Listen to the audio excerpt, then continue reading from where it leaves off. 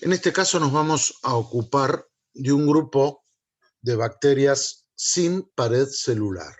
Vamos a hablar entonces del género Mycoplasma y del género Ureaplasma. Ambos géneros contienen microorganismos sumamente pequeños, considerados los organismos más pequeños conocidos, capaces de un crecimiento autónomo. Justamente esta propiedad de carecer de pared celular le brinda un gran pleomorfismo. También podemos decir, a manera de introducción, que los micoplasmas se van a encontrar ampliamente distribuidos en la naturaleza, existiendo especies patógenas, tanto para los humanos, para los animales, como para las plantas. Particularmente requieren esteroles para su crecimiento, esteroles que no los pueden sintetizar, así que los van a tener que tomar del medio o de las células que estén infectando. Dicho esto, vamos a ver que tiene una estrecha relación, una íntima relación entre el microorganismo y las células que están infectando, de allí que se denomine un parásito de superficie, y en general, y debido a su escaso, pequeño genoma, carece de las vías metabólicas para sintetizar ácidos nucleicos, ácidos grasos y también el colesterol que decíamos recién. Un dato más, decir que durante mucho tiempo el diagnóstico de los micoplasmas y ureaplasmas estaba muy limitado. El diagnóstico bacteriológico estaba sumamente limitado, justamente porque el crecimiento de estos microorganismos es altamente fastidioso, porque no había medios de cultivo comerciales, ni tampoco había métodos rápidos para su detección. Y si a esto le sumamos que por ser en algunos casos, en algunas especies comensales, vamos a ver que existía una baja percepción de la importancia clínica que tenía. Hecho esta presentación, entonces, vamos a hacer una clasificación en donde nos vamos a encontrar que estos microorganismos pertenecen a una clase denominada Molicutes, término que proviene del latín. Moli significa blanda y cutes piel, haciendo un poco alusión a esta falta de pared celular. Van a pertenecer a un orden que es el de los Mycoplasmatales, y aquí vamos a encontrar en la familia Mycoplasmataceae dos géneros, el género Mycoplasma y el género Ureaplasma. Dentro de los micoplasmas, y a pesar que hay más de 200 especies, nos vamos a dedicar principalmente al Mycoplasma pneumoniae, que tiene que ver con infecciones justamente del tracto respiratorio, Mycoplasma hominis y genitalium, que están relacionados con infecciones del tracto genital, al igual que los ureaplasma, principalmente Ureaplasma urealyticum, que también relacionado con infecciones genitales. Ureaplasma parvum es mucho menos frecuente y de alguna manera también tiene que ver con cuadros a nivel genital.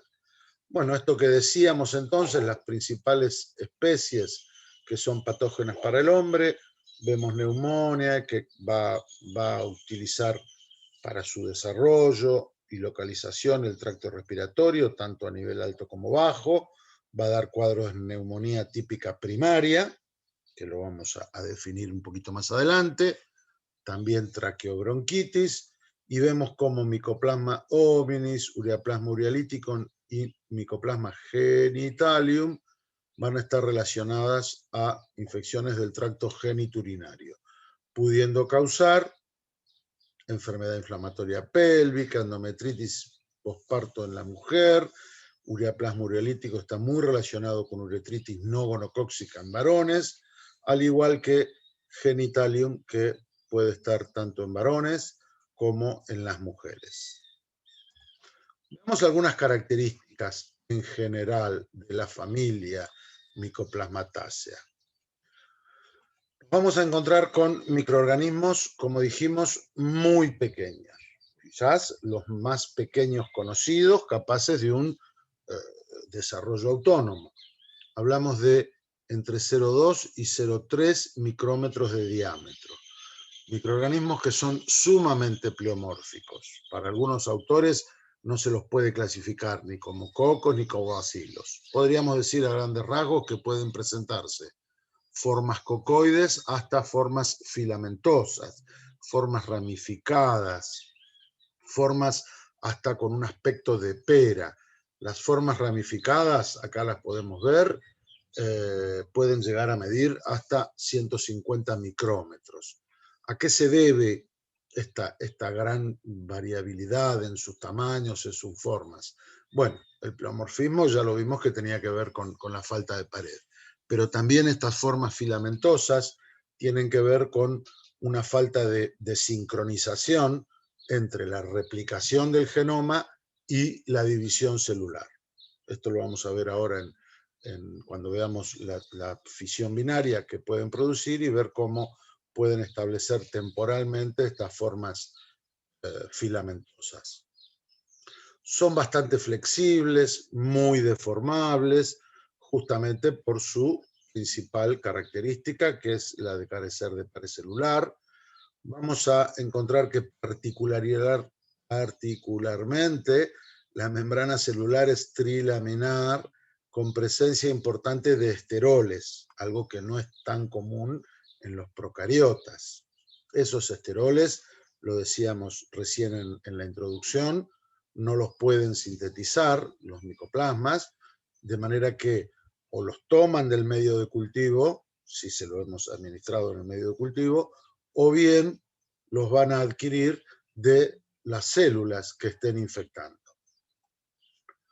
No van a ser móviles, por lo menos a través de flagelos y cilias, pero sí lo van a poder hacer a través de algunas estructuras especiales que le van a permitir fijarse primero y después hacer una especie de movilidad, de desplazamiento.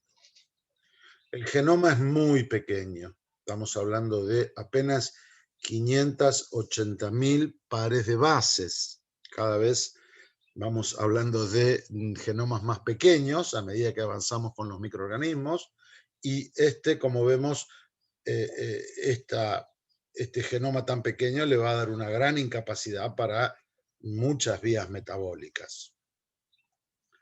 Decíamos que hacen una división binaria, pero como a medida que se van dividiendo, van haciéndolo en forma discontinua, no en forma simultánea, decíamos que hay una falta de sincronización entre la división del ADN y la división del citoplasma, nos vamos a encontrar con que pueden existir estas células filamentosas que van a ser multinucleadas y que, avanzando en el proceso de división, más adelante lograrán la división final, dando estas cadenas como de cocos o de estructuras cocoides que habíamos visto antes. Algún dato más es que la mayoría van a ser anaerobios facultativos, esta posibilidad de desarrollar en aerobiosis o en anaerobiosis, salvo Mycoplasma pneumonia, que es aerobio. El crecimiento en los medios es bastante tedioso, va a ser muy lento, puede llegar hasta 20 días y hasta 30 días en algunos casos. Los medios van a tener que ser enriquecidos, en muchos casos con el agregado de inhibidores, van a tener que tener colesterol, esteroles, bases púricas, pirimidínicas, o sea, medios muy bien seleccionados y muy bien preparados. Y una particularidad es el tipo de colonias que forma en estos medios, que ahora los vamos a ver con más detalle. Las colonias, o al menos algunas especies de micoplasma y en determinados medios, va a dar colonias muy pequeñitas.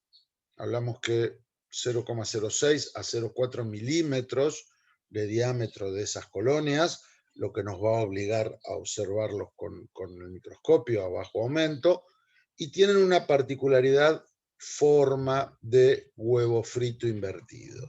Lo van a encontrar así en la bibliografía, también cuando veamos algunas imágenes, y esto se debe a que sobre el agar la colonia desarrolla, pero el centro lo hace hundiéndose, embebiéndose en el agar, de manera que en el aspecto, visto desde arriba de la colonia, vamos a encontrar una zona central bastante más densa y que va a dar esta característica de huevo frito invertido. Espero que no lo estén viendo a la noche, porque si no les va a agarrar hambre de ver estas imágenes. Capacidad de utilizar la glucosa, la gran mayoría, también arginina, y particularmente algunos utilizan urea, que justamente el género ureaplasma van a ser los que tienen esta propiedad. Bueno, ya vimos que pueden desarrollar en cualquier lado, pueden haber saprófitos y hay parásitos de animales, de vegetales y también del hombre. Imágenes de estas colonias más o menos típicas. Distintas imágenes, distintos medios, pero siempre colonias muy pequeñas, que son imágenes tomadas a través de bajo aumento, 10, 30 aumentos para ver estas colonias, con un centro más denso. Acá las vemos con mucho más detalle, o a veces con algunas coloraciones. Vamos a ver luego una coloración que se denomina coloración de Dienes, que va a brindar esta coloración más bien azulada, donde se ve el borde y el centro bastante más intenso. Empecemos hablando de la especie de micoplasma, que es Mycoplasma pneumonia. Entre las características, no nos vamos a alejar mucho de lo que describimos recién. Vamos a ver formas cocoides o filamentosas. Fijémonos en esta micrografía electrónica, donde vamos a describir, incluso aquí está señalado, en un extremo existe una estructura terminal diferenciada, lo vamos a llamar luego citoadesina P1, que tiene capacidad de fijación a distintas superficies, entre ellas las células del epitelio de la tráquea, los bronquios. Una vez que está fijado, es capaz de lograr un movimiento típico de deslizamiento. Vamos a ver que para crecer van a necesitar medios enriquecidos y además, si son diferenciales, nos van a dar una primera ayuda para la identificación. El desarrollo de Mycoplasma pneumonia va a necesitar entre 5 a 10 días de incubación. Van a requerir, entre otros factores, extracto de levadura, suero, y vamos a ver que las colonias, en este caso, por lo menos en los primeros desarrollos, luego de varios aislamientos y repiques, puede adquirir la forma de huevo frito típica que habíamos visto, pero en principio el desarrollo son colonias más compactas, no tanto este aspecto de huevo frito, donde también el tamaño sigue siendo entre 50 a 100 micrómetros de diámetro, sigue siendo pequeño. Son capaces de resistir a la penicilina y al acetato de talio, lo que de alguna manera va a servir como inhibidores en el medio, una temperatura óptima y un pH óptimo que habrá que respetarlo.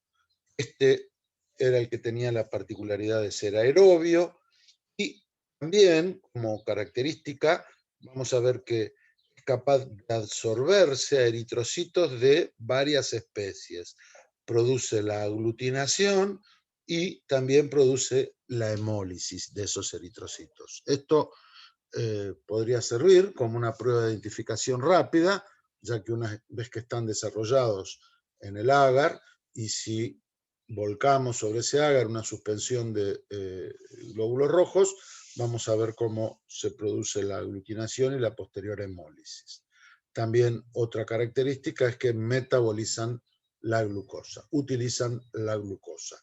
dando cambios en el pH que podrán ser detectados a través de los medios diferenciales.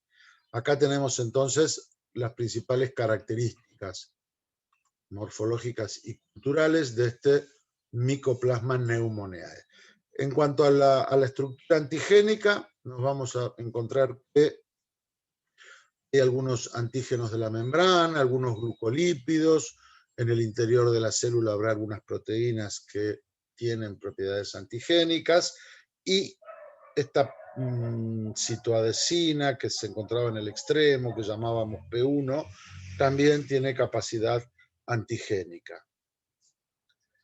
Con respecto a los determinantes de patogenicidad, vamos a tener que nombrar. Volvemos nuevamente sobre la citoadesina, este primer contacto que hace, proteína que está en un extremo del Mycoplasma pneumoniae y que va a tener como receptor a ciertos oligosacáridos complejos que contienen ácido neuramínico o ácido siálico, que va a estar en las células epiteliales a nivel bronquial. Estos receptores no van a estar en otras células del cuerpo, pero sí a nivel de los bronquios. Por lo tanto, este va a ser el lugar por predilección donde se va a unir. Otra característica que lo va a utilizar como un determinante de patogenicidad es que elude la fagocitosis. ¿Cómo lo hace? No lo hace como estamos acostumbrados a escucharlo, ni con la cápsula, ni ningún otro mecanismo, sino que su pequeño tamaño, esta motilidad y su gran plasticidad y flexibilidad que tiene, le permite adaptarse a las superficies de los epitelios y de esa manera poder eludir la fagocitosis a cargo de los polimorfonucleares. En los últimos años se ha detectado una toxina denominada toxina del síndrome de insuficiencia respiratoria adquirido en la comunidad. Fue denominada como CARS, ahí tienen las iniciales de su nombre en inglés, una toxina altamente inmunógena que es capaz de ser la responsable de la falta, la pérdida de movilidad de las cilias que existen justamente en estos epitelios de los bronquios. Esta va a ser una de las características principales que van a utilizar el micoplasma para generar el principio del daño. Además va a producir daño a nivel del epitelio y asignado principalmente todo esto a esta toxina CARS. Bueno, la patogenia vamos a ver que no es demasiado complicada, pero como todas son interesantes, vamos a ir tratando de ver este esquemita, pero también ir siguiéndola en este dibujo. La bacteria va a ingresar, como vimos, a través de secreciones respiratorias, se va a adherir a las cilias y microvellosidades de las células del epitelio bronquial, donde la citoadesina 1 va a tener una función fundamental.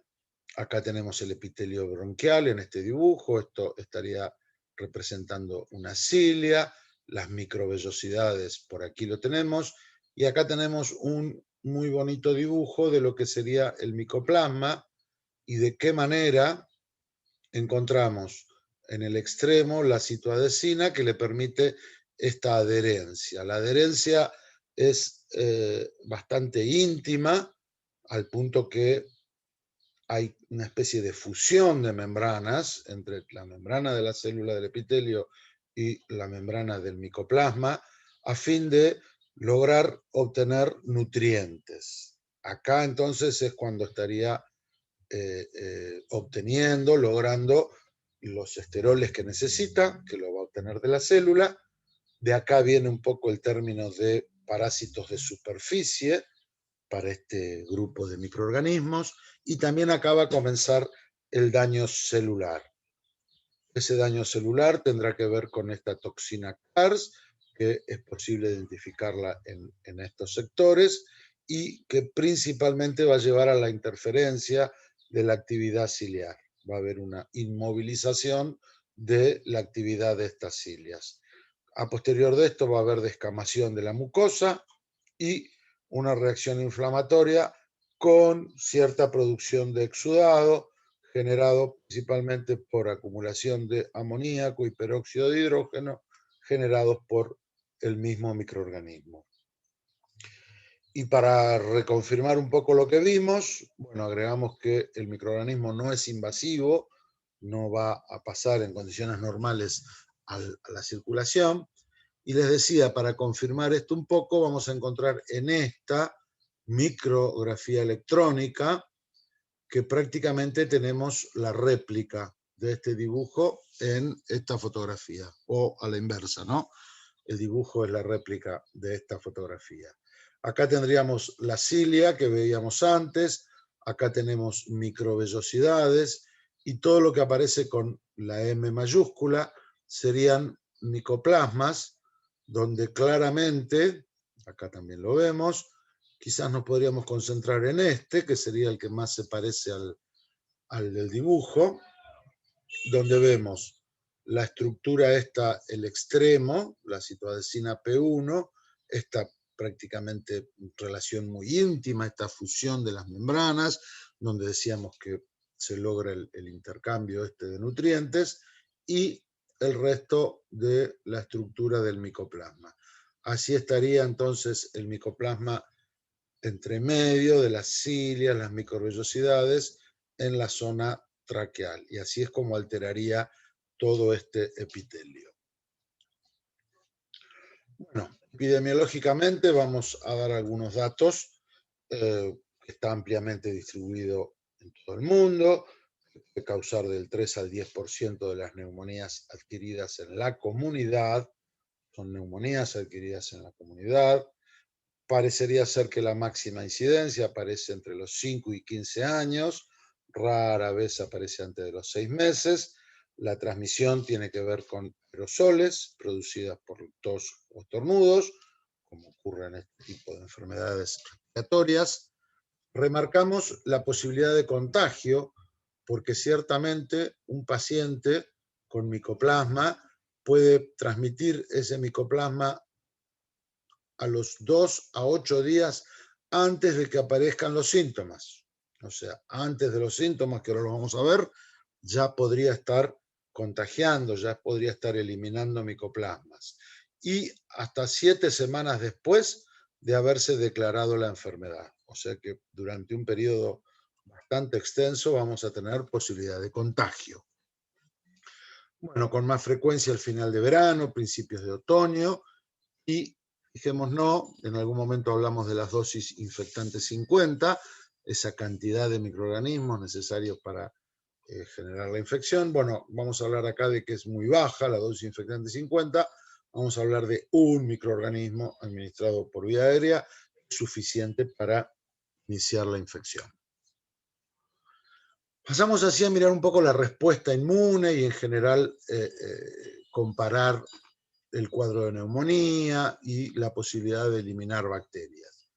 En primer lugar, si hablamos de la respuesta inmune, vamos a nombrar la generación de inmunoglobulinas A secretorias. Cuando llega el micoplasma a ubicarse en esas regiones de la zona bronquial, vamos a encontrar producción de IgA secretoria, respuesta de IgA que no va a durar más de 2 o 4 semanas y luego va a desaparecer.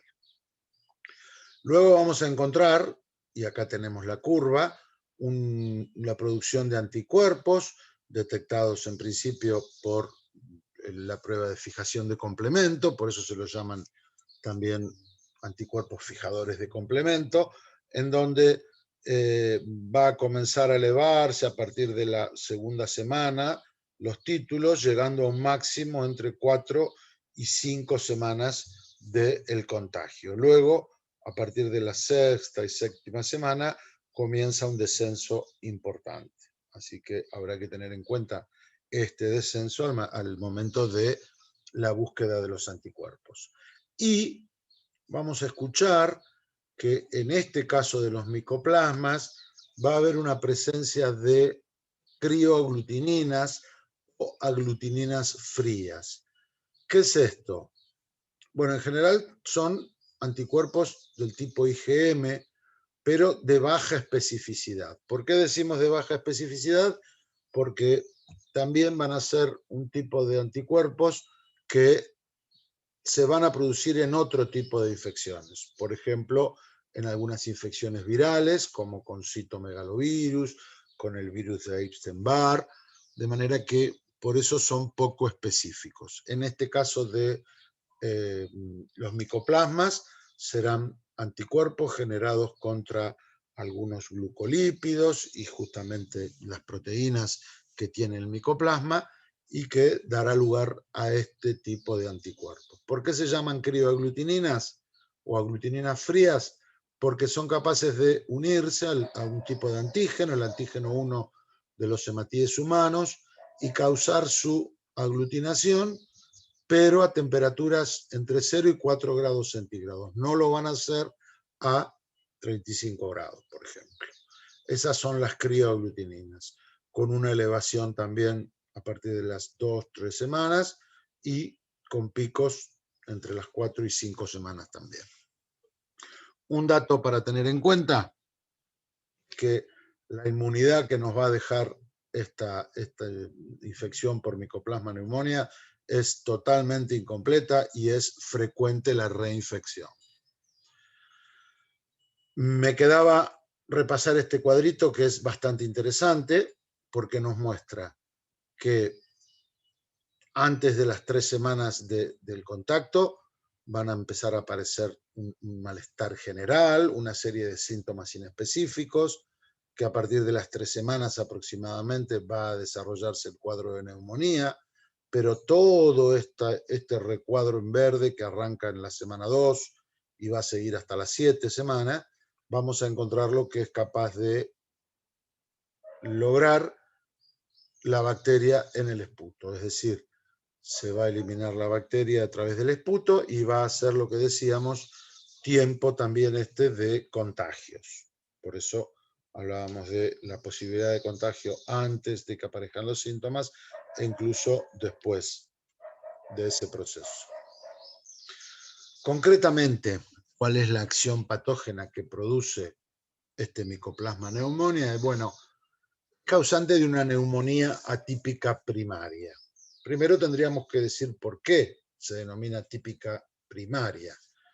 Atípica porque está lejos de ser similar a lo que habíamos visto como neumonía del neumococo, la neumonía neumocóxica. Si ustedes recuerdan, en algunas placas de la neumonía por neumococo veíamos grandes zonas donde se veía clara en la radiografía de tórax, en los pulmones, y era justamente por acumulación de líquido. Bueno, acá vamos a encontrar ciertas zonas, pero muy dispersas, a manera de parches, que también van a indicar acumulación de líquido, pero de forma más difusa. Si a esto le sumamos que el tipo de sintomatología que aparece es bastante discordante, porque es muy inespecífica, es bastante discordante, les decía, con la apreciación de lo que se observa en las placas, ahí vamos a encontrar por qué esto de neumonía típica primaria. No todos los pacientes infectados por el Mycoplasma pneumonia hacen una neumonía. Apenas una tercera parte de los infectados, mientras que la mayoría hace un cuadro de traqueobronquitis. Casi un 80% de ellos realiza este proceso a nivel de tráquea y los bronquios. También pueden darse cuadros de faringitis. Pero además de esto puede haber complicaciones. En este caso podríamos hablar, fíjense, desde otitis media, miocarditis y pericarditis, pancreatitis, anemias hemolíticas, erupciones, meningitis. ¿A qué se debería todo esto?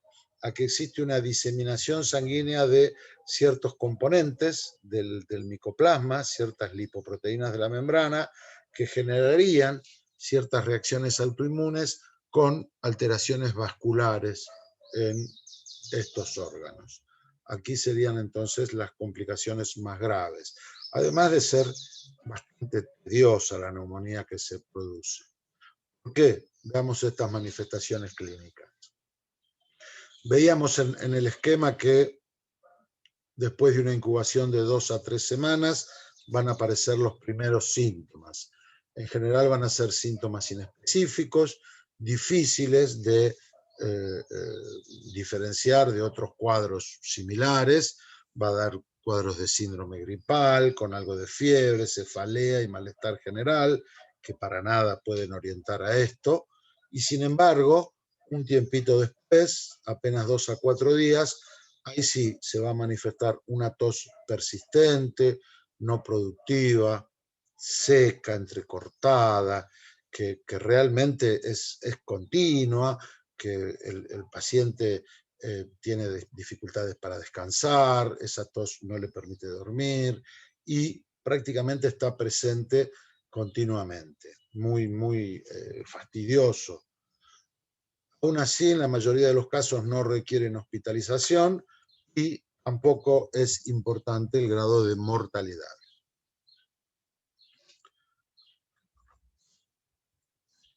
¿Cómo hacemos el diagnóstico de estos cuadros de neumonía? Bueno, vamos a ver que comenzamos pensando en cómo utilizamos, qué datos nos van a servir. El diagnóstico clínico ya vimos que no es sencillo, ni en los primeros momentos, que es sumamente inespecífico, sino una tos, aunque sea persistente, como vimos recién, y algo característica, pero tampoco la clínica nos podría orientar claramente a un cuadro de micoplasma. Verlo al microscopio no nos va a servir de mucho. Esta falta de pared va a hacer que no se tiñan con el Gram, ni que hablar de su tamaño, y ni tampoco con otras coloraciones. Por lo tanto, vamos a tener que recurrir a veces al cultivo, entre otros métodos, ¿no? El cultivo, vamos a tener una variedad de muestras, todas relacionadas con muestras respiratorias, esputos, secreciones bronquiales, aspiraciones traqueales, lavados broncoalveolares, en algunos casos hisopado faríngeo, y tendríamos que llevarlo a los medios adecuados. Los medios son bastante específicos, vamos a ver que están suplementados con suero, extracto de levadura, tiene glucosa, tiene arginina para que los utilicen el micoplasma, un indicador de pH para detectar la acidez generada por la utilización de la glucosa, acetato de talio y penicilina como inhibidores. Hay caldos que se suelen utilizar, también se utilizan medios bifásicos. ¿Qué quiere decir esto? Que hay un medio sólido, un agar, y además por encima una capa de caldo que lo hace justamente un medio sólido líquido. Y también existen medios muy específicos llamados agar PPLO. Esta sigla tiene que ver con una antigua diferenciación, una denominación que se le daba a los micoplasmas, donde como eran encontrados en vacas, y en las vacas producían cuadros de pleuroneumonía, durante mucho tiempo se denominaron organismos de la pleuroneumonía. Entonces, esta sigla está haciendo alusión a los micoplasmas, y en este caso el agar mantiene el nombre originario que se le daba a los micoplasmas. El crecimiento de micoplasma neumonía va a ser lento, puede llegar hasta los 30 días, a los 10-12 días puedo llegar a obtener algunos datos para su identificación. Decíamos que era aerobio estricto. Las colonias van a ser más bien pequeñas, con un aspecto típico más bien granuloso, homogéneo, no van a dar ese aspecto de huevo frito, salvo que hagamos algunos repiques, pero en los primeros desarrollos van a dar colonias más compactas. Una identificación presuntiva la va a dar la utilización de la glucosa, justamente por la acidificación del medio, y por la hemólisis de hematíes, si sobre el desarrollo de las colonias lo cubrimos con una supresión de eritrocitos y veríamos la hemólisis que se produce. Y algo más confirmatorio lo vamos a lograr a través de una inmunofluorescencia directa, sin lugar a dudas, o también es posible utilizar la inhibición del crecimiento en medio sólido por la presencia de anticuerpos específicos. Es decir, trataríamos de hacer la incubación, la inoculación primero del medio, a la manera de antibiograma por difusión. Tendríamos disquitos donde estarían embebidos en una suspensión de anticuerpos específicos contra el micoplasma. Si allí se produce la neutralización, estaríamos viendo que habría una zona de inhibición del crecimiento porque ha sido neutralizado el crecimiento de los microorganismos en ese lugar. Bueno, algunas imágenes, decíamos que la colonia no era tan de aspecto de huevo frito, sino más bien granulosa, un tamaño uniforme, también eran pequeñas, también acá lo estamos viendo al microscopio con un objetivo de 10 por. En el agar este PPLO, que era el organismo de la pleuroneumonía que habíamos dicho antes, aparecen como colonias granulosas, mientras que si utilizamos otros medios, por ejemplo, un medio de agar para micoplasma, vamos a poder verlos con este aspecto más típico de huevo frito. También con un aumento de 10 por, y ahí vemos el centro más denso y que el tamaño puede ser variable. Sin duda, con todas las complicaciones que lleva el cultivo, la serología es una solución. La posibilidad de encontrar a través de la fijación de complemento anticuerpos que puedan detectarse hasta un máximo a las 4 semanas, van a persistir, dijimos antes, hasta 6, hasta 12 meses. El título diagnóstico va a ser mayor a 32, o también podemos ir haciendo pruebas sucesivas y determinaciones sucesivas hasta poder confirmar un aumento de 4 veces el título. En ese caso estaríamos dando un diagnóstico positivo. Las crioaglutininas también las podemos detectar. Los títulos a considerar van a ser mayores a 128 o de la misma manera un aumento de 4 veces en el título en un par de sueros seriados. Hay algunos métodos de enzimo-inmunoanálisis, aunque no tienen tan buena sensibilidad y pueden dar falsos positivos. Algunos métodos de aglutinación de partículas de látex y la inmunofluorescencia indirecta, que también podrá tener su utilidad. Por suerte, la posibilidad de hacer PCR nos da una técnica muy sensible, como siempre para la PCR, y a partir de un caldo donde han crecido los micoplasmas, a partir de ahí podemos hacer la identificación de genes específicos de Mycoplasma pneumoniae a través justamente de esta reacción en cadena de la polimerasa. Bueno, como siempre el marcador, las bandas específicas, control negativo, etcétera, etcétera. El tratamiento, no vamos a pensar en utilizar ningún antibiótico que esté relacionado con la síntesis de pared, sí con lo que tiene que ver con síntesis de proteínas, por lo tanto la eritromicina o las tetraciclinas, como estuvimos viendo en estos casos, van a ser muy útiles. Y se podría tener como prevención la posibilidad de dar en forma profiláctica antibióticos en aquellos contactos familiares de pacientes que tengan la enfermedad. Hasta aquí entonces lo que es Mycoplasma pneumoniae. Nos quedaría, que no es menor, hablar de los micoplasmas genitales.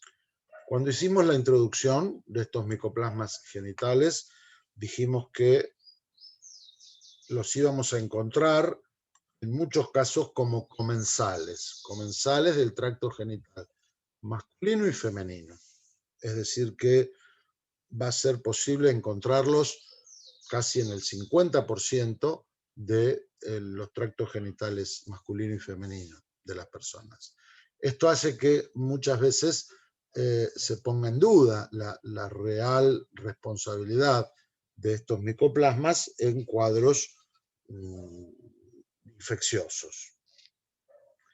Entre los que vamos a encontrar con más frecuencia van a ser Mycoplasma hominis, Ureaplasma urealyticum, Ureaplasma parvum con menos frecuencia, Mycoplasma genitalium y Mycoplasma fermentans. Como decíamos recién, son capaces de colonizar el tracto genitourinario de las personas sanas, sexualmente activas, y Hominis, Ureaplasmas, distintas especies, y Mycoplasma genitalium han sido asociadas a patologías del tracto urogenital en adultos, también en patologías durante el embarazo, en el parto, patologías en el feto y del neonato. Por lo tanto, su participación debe ser bien determinada, bien establecida, a ver si son ellos los responsables o están formando parte de la microbiota y no son ellos los responsables.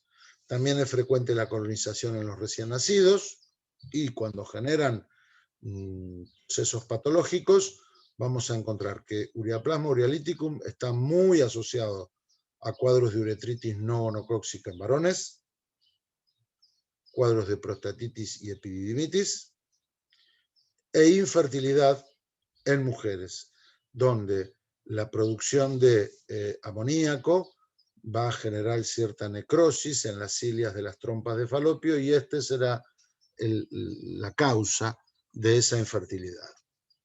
Por su parte, Mycoplasma hominis lo vamos a ver asociados a cuadros de vaginosis bacteriana, que ahora nos vamos a detener un poquitito para saber qué es una vaginosis bacteriana, y a cuadros de enfermedad inflamatoria pélvica, que ya lo hemos definido en su momento. Y ambos pueden estar asociados a infecciones neonatales, meningitis, neumonías, como también a infecciones extragenitales, pero ya hablando de pacientes inmunosuprimidos. Bueno, recién les dije que es importante, y lo vamos a ver en la práctica, pero no desde este aspecto, qué es la vaginosis bacteriana. En general se dice que la vaginosis bacteriana es un síndrome y que tiene que ver con la disfunción a nivel vaginal. Ese síndrome de disfunción vaginal, relacionado, según la literatura, con un cuadro de desequilibrio de la microbiota normal. Así vamos a encontrar una estimación que el 20% de las mujeres en edad fértil puede desarrollar este cuadro de disfunción vaginal. En Argentina, en nuestro país, nos habla de que 2 millones de mujeres estarían sufriendo de estos cuadros. Como les decía recién, tiene que ver más con un desequilibrio de la microbiota habitual vaginal. De esto sabemos mucho porque ya lo hemos hablado bastante. Esa presencia de lactobacilos que tienen que estar en la vagina y son tan importantes para cuidar ese ambiente, para evitar la localización de otros microorganismos que puedan causar patologías. Bueno, justamente acá en la vaginosis bacteriana hay una disminución importante y hasta una desaparición de esos lactobacilos para que otro grupo de microorganismos hagan un sobrecrecimiento importante, entre ellos cierta microbiota anaeróbica. Lo importante es que no hay reacción inflamatoria local, sino sería una vaginitis. Diferenciar entonces entre el término vaginosis y vaginitis. Esta sería la principal diferencia. Cuando hablamos de vaginitis va a haber reacción inflamatoria, es decir, presencia de leucocitos, mientras que en la vaginosis no lo hay. También hay un número significativo de casos asintomáticos que pueden sufrir de vaginosis bacteriana. Sin embargo, cuando presentan síntomas, vamos a ver que hay importantes molestias, vamos a ver que hay un flujo vaginal importante y algo que suele ser bastante incómodo es un olor a pescado bastante intenso que se genera frente a los cuadros de vaginosis bacteriana. ¿Con qué está vinculada la vaginosis bacteriana? Bueno, con importante riesgo ginecológico, desde infertilidad, bueno, nuestra enfermedad inflamatoria pélvica, infecciones postoperatorias ginecológicas, y también se le asocia con mayor riesgo de adquirir una infección de transmisión sexual. Y a nivel de complicaciones obstétricas y perinatales, desde abortos, partos prematuros, rotura prematura de bolsa, coriomionitis, infecciones neonatales e incluso también puerperales. Todo esto entonces podría tener como origen este cuadro de vaginosis bacteriana. Pero bueno, más que decir que es un desequilibrio, todavía no dijimos quién está involucrado. No lo podríamos decir con tanta seguridad. Sí está claro que en una vaginosis, como vemos en esta balancita, hay una gran disminución de los lactobacilos y un aumento de otros microorganismos. ¿Cuáles son esos microorganismos? Gardnerella vaginalis, por ejemplo, un cocobacilo de gran variable, otros, Prevotella, Bacteroides, Mobiluncus, Mycoplasmas hominis, por eso lo traemos a colación acá. Y bueno, como veíamos, es un cuadro más bien de disbacteriosis y no una infección de transmisión sexual. Vimos la prevalencia general y el aumento importante en el recuento microbiano que vamos a encontrar. ¿Hay un agente causante puntual? No. Hasta el presente no se ha demostrado una etiología infecciosa específica para esta vaginosis bacteriana. Lo que sí es posible reconocer que muchas bacterias habituales que están formando parte de la microbiota a nivel vaginal, decíamos recién Gardnerella, algún coco denominado Topobium vaginae, micoplasmas o ureaplasmas, pueden ser responsables de que su aumento en el crecimiento se vuelvan agresivas y generen este cuadro de vaginosis. ¿Cómo se origina esto? ¿Por qué aparecería este desequilibrio? Bueno, los principales postulados sobre las causas rondan de un desequilibrio inmunohormonal en general en el organismo de la mujer. ¿Cómo se diagnostica una vaginosis bacteriana? Se utiliza mucho, o se utilizó durante mucho tiempo, aunque también ahora también está presente, los llamados criterios de Amsel. ¿Cuáles son esos criterios de Amsel? Bueno, una vaginosis va a tener como característica principal y tenida en cuenta por Amsel y sus criterios es el pH. La vaginosis bacteriana se produce a un pH superior a 4,5, o sea, superior a un pH normal a nivel vaginal. La presencia de células guía. ¿Qué son estas células guía? No son más que células epiteliales, las que estamos acostumbradas, de gran citoplasma, de un núcleo más pequeño, pero con los bordes totalmente indefinidos porque hay gran cantidad de bacilos pegados, adosados, tachonados, también se los llama, sobre la superficie. Allí encontramos lo que es una célula guía y esto también será una muy buena característica para el diagnóstico. Por supuesto, se va a sumar la coloración de Gram. Primero digamos cómo es una coloración de Gram de un flujo vaginal, donde vamos a ver la presencia de bacilos grandes, gram positivos, que son justamente los lactobacillus, y con mínima cantidad de otros grupos, por ejemplo Gardnerella, que son pequeños, gran variable, y alguna otra forma característica que forme parte de la microbiota normal. ¿Cuál es el dato que tomaría Amsel y sus criterios? Bueno, que en el cuadro de vaginosis los lactobacillus están en forma escasa o directamente desaparecieron. Gran cantidad de estos morfotipos tipo Gardnerella, que eran los bacilitos gram negativos. También puede haber algún tipo de bacilos curvos, algunas cadenas de cocos, algunas formas fusiformes, en sus extremos más abusados. Bueno, este panorama estaría siendo otro dato, otro criterio para tener en cuenta. Y uno más, que ya lo habíamos nombrado recién, en el flujo justamente va a haber un característico olor a diaminas que puede eliminarse directamente, este olor a pescado que decíamos recién, o con el agregado de hidróxido de potasio. De manera que con estos 4 parámetros, con 3 de estos criterios que aparezcan como positivos, ya nos van a estar indicando una vaginosis bacteriana. Sin embargo, ya hace un tiempo se ha propuesto para estos casos y algunos cuadros de disfunción bacteriana lo que se denomina el diagnóstico de la vaginosis bacteriana por microscopía. Y la técnica se denomina balance del contenido vaginal, algo que las siglas conocen como BACOVA. ¿Qué es esto del BACOVA? ¿Cuál es su importancia? ¿Cuál es su valor? Bueno, en realidad lo que hacemos con este BACOVA es hacer un estudio bastante integral de la morfología que hay en el contenido vaginal. Esta prueba BACOVA es relativamente simple y apela a nuestra principal herramienta y nuestro principal conocimiento, que es a través de la observación microscópica del flujo, donde vamos a hacer un examen en fresco, una tinción de Gram y una tinción de Giemsa. Con esto será suficiente para empezar a determinar los cuadros de disfunción vaginal. Lo que vamos a mirar cuando hacemos estas observaciones es la presencia de los lactobacilos, de estos cocos Gram variables que tenían que ver con Gardnerella y algunos bacilos Gram negativos curvos. Estos serían los tres morfotipos o las tres morfologías diferentes que estaríamos tratando de identificar cuando observamos una tinción de Gram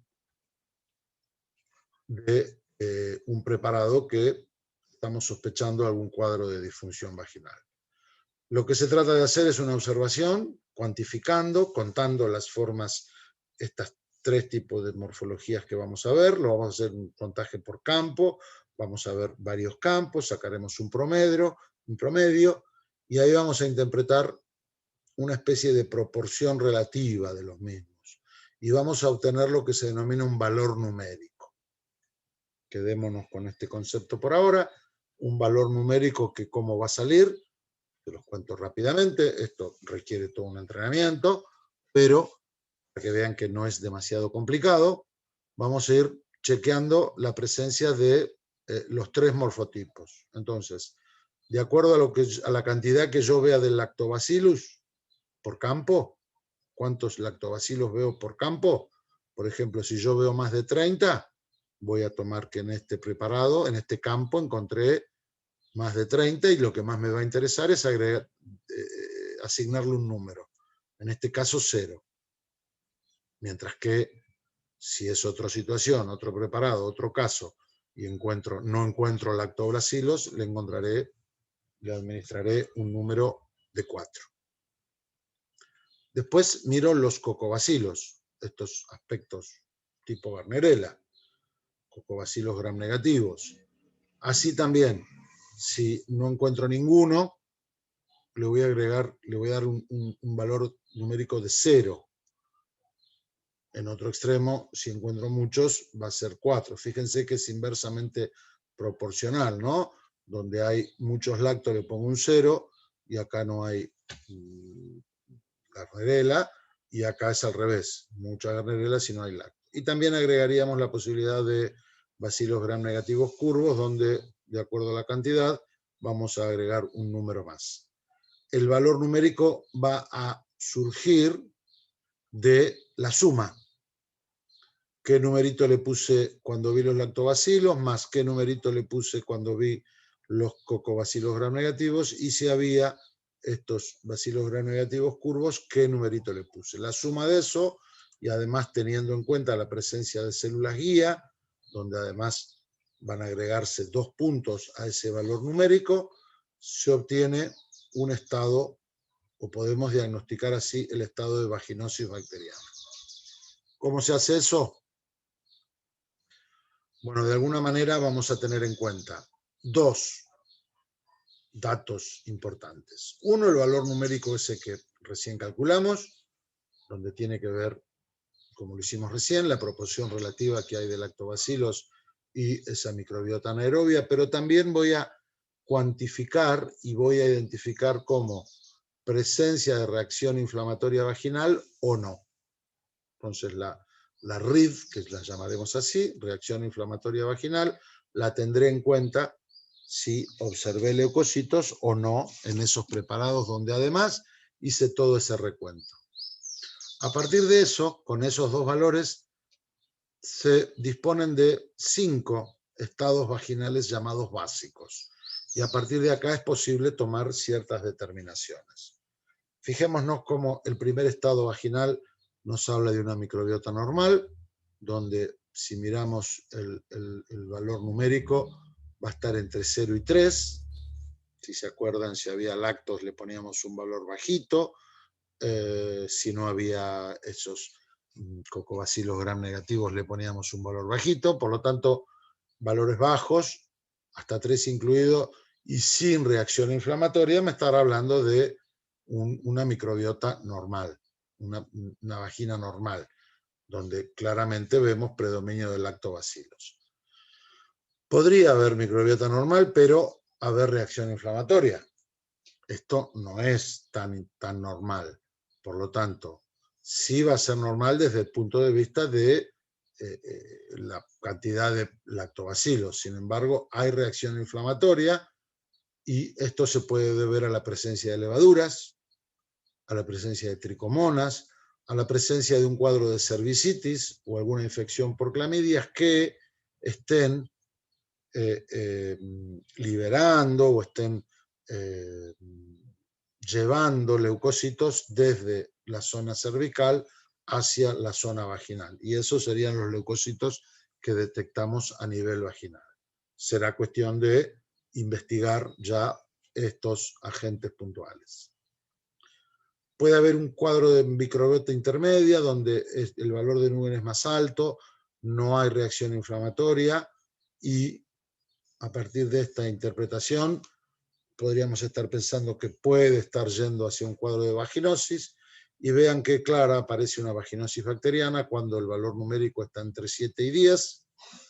No hay reacción inflamatoria porque es una vaginosis y claramente hay un predominio de bacterias anaerobias. Así diagnosticamos una vaginosis bacteriana.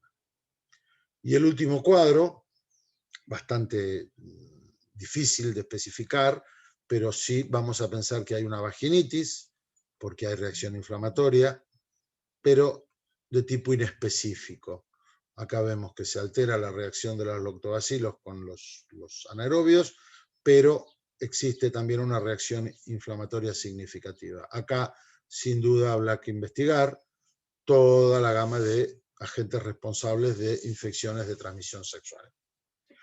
Pero como vemos, ya tenemos un panorama mucho más claro. Con esta prueba, alcanzable y factible para cualquier laboratorio, vamos a ver que es una metodología que tiene alto valor predictivo positivo y negativo para la vaginosis bacteriana anerolar, también para la presencia de Trichomonas vaginalis, que es un parásito que está involucrado en las infecciones de transmisión sexual, y por supuesto de levaduras. Ya con esto estamos dando un diagnóstico, un valor predictivo muy importante. También al determinar estos 5 estados vaginales básicos, nos va a permitir orientar y decidir qué seguimiento le hacemos inmediatamente a un gran porcentaje de mujeres que tengan síntomas. ¿Cómo continuamos? Si realmente ponemos en juego todos los medios de cultivo necesarios o si no es necesario porque ya tenemos claro que se trate de una vaginosis o de una tricomoniasis o de una candidiasis que sería por las levaduras. Así entonces permite claramente decidir qué pruebas complementarias agregamos, sin hacer esto al principio a ciegas y sin poder eliminar los más frecuentes. Bueno, algunas imágenes. Esto es ni más ni menos que un exudado vaginal. Vamos a tener un práctico sumamente lindo, interesante, donde vamos a ver exudados vaginales, vaginales. Exudados genitales masculinos y femeninos. El vaginal serán en los femeninos, obviamente. Vamos a hacer una coloración de Gram, los vamos a poder observar al microscopio con aumento de 1000 por, el ocular con el objetivo de inmersión, y acá vemos claramente, y todos no lo van a dudar, la presencia de estos bacilos, que al Gram se ven como Gram positivos, que estamos frente a lo que llamamos morfotipos o morfología compatible a los lactobacilos. Acá no vemos nada extraño, no vemos esos cocobacilos gram negativos típicos de la vaginosis, por lo tanto, esto sería una microbiota normal, un gram de un flujo normal con ausencia de vaginosis bacteriana. Acá seguimos viendo los lactobacilos, ¿verdad? Vemos estos bacilos gram positivos, gordotes, muy, muy lindos en esta imagen. Sin embargo, nos aparece esto. Esto es muy importante. Esta es la presencia típica de las levaduras, estas formas ovaladas, y que en algunos casos nos van a mostrar una gemación, un brote, que es la forma en que se van a ir reproduciendo, y lo que estamos viendo es lo mismo, un gram, vemos las células epiteliales, igual que recién, pero la presencia de levaduras. Estas levaduras, normalmente es Candida albicans, se tiñen de un color violeta, se tiñen de un gram positivo, acá hay abundante cantidad, y bueno, ya acá estaríamos orientándonos hacia la presencia al diagnóstico de una candidiasis. ¿Esto es raro? No, no es raro. Es justo lo que nos tiene que llamar la atención. Estamos viendo todo este fondo que vemos acá, tan pequeñitos, si afinamos la vista, son pequeños bacilitos. Bacilitos cortos, algunos teñidos más intensos, otros más claritos, por eso hablamos de gram negativos variables, y sin duda es ese morfotipo que hablábamos de cocobacilos gram negativos, compatibles con Gardnerella vaginalis. Esto ya nos estaría dando un panorama claro de que no vemos lactobacilos, esto está muy aumentado, no hay reacción inflamatoria, acá lo único que veo es esta célula epitelial, por lo tanto estaríamos frente a un extendido, a una observación microscópica típica de vaginosis bacteriana. Si a eso que vimos recién llegamos a encontrar algo así, que me imaginaría que acá está el borde de una célula epitelial y acá otra, sin embargo, estoy viendo todo un puntillado, que son las bacterias estas gram negativas, los cocobacilos estos, que están a la manera de como si fuera una milanesa, están pegoteadas sobre la célula y de alguna manera esto es lo que designamos como célula guía. Célula guía compatible con vaginosis bacteriana. Y esto como dato a tener en cuenta, también en el práctico lo vamos a describir, pero para que tengan la imagen, esto es un protozoo, no es la coloración de Gram, porque como es una célula, la vamos a identificar este protozoo con la coloración de Giemsa. También es el mismo exudado vaginal y vamos a encontrar esta clásica imagen de una tricomona vaginal.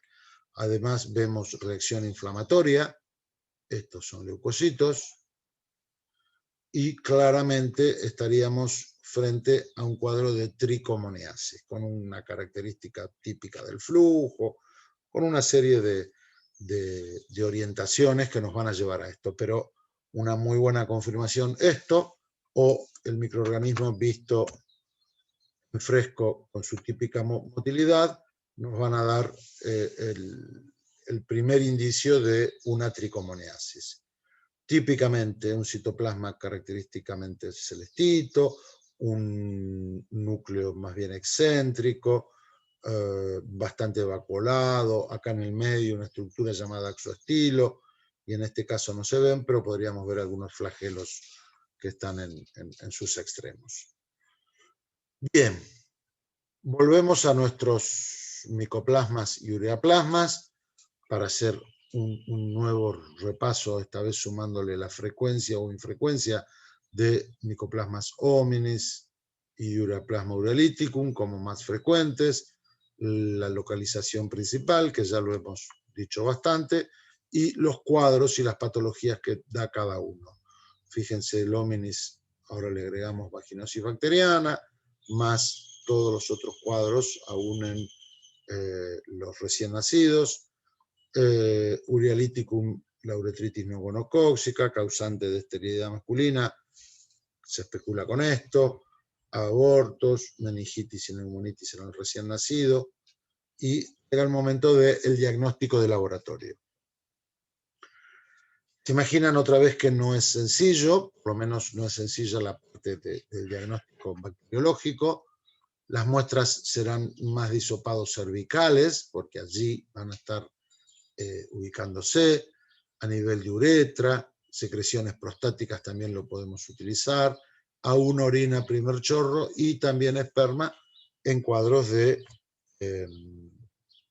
afección de los túbulos espermáticos. Los medios de cultivo van a ser similares a los utilizados en Mycoplasma pneumoniae. Vamos a ver que si queremos identificar a través de las colonias, a través del cultivo, Mycoplasma hominis sí va a dar esta colonia típica con aspecto de huevo frito, van a ser en general transparentes, van a ser un poco mayores que la de Mycoplasma pneumoniae. Estas no van a utilizar glucosa, no van a producir hemólisis, y si utilizamos esta coloración, la de Dienes, que tiene azul de metileno, otros colorantes azules, maltosa, bueno, una serie de ingredientes, coloración de Dienes, nos va a mostrar esta coloración oscura, una buena zona en el centro más intensa y la zona de la colonia más periférica bastante más clarita. Tamaño pequeñito, 0,1 a 0,2 milímetros, y también podríamos hacer lo que decíamos, la inhibición del desarrollo utilizando antisueros específicos a través de los disquitos embebidos en el antisuero.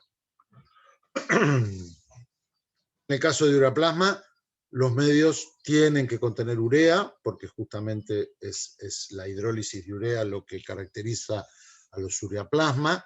También tienen cloruro de manganeso, y vamos a ver cómo la hidrólisis de la urea lleva a que se produzca amoníaco, y en presencia de amoníaco se produzca el óxido de manganeso, y de esa manera las colonias van a aparecer así, de un color oscuro, marrones o negras, con un aspecto más denso.